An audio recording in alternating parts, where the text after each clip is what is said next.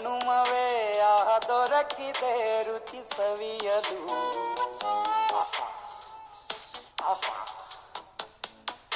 ಈ ಜಗವಿದೆ ನವರಸಗಳ ಉಣಬಡಿಸಲು. ಬಿಸಿ ಬಿಸಿ ಇದೆ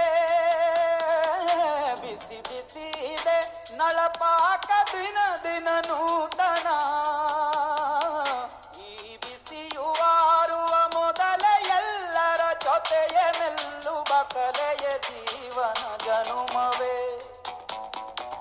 ಈ ಜನುಮವೇ ದೊರಕಿದೆ ರುಚಿ ಸವಿಯಲು. ಈ ಜನುಮವೇ ದೊರಕಿದೆ ರುಚಿ ಸವಿಯಲು. ಈ ಜಗವಿದೆ ನವರಸಗಳ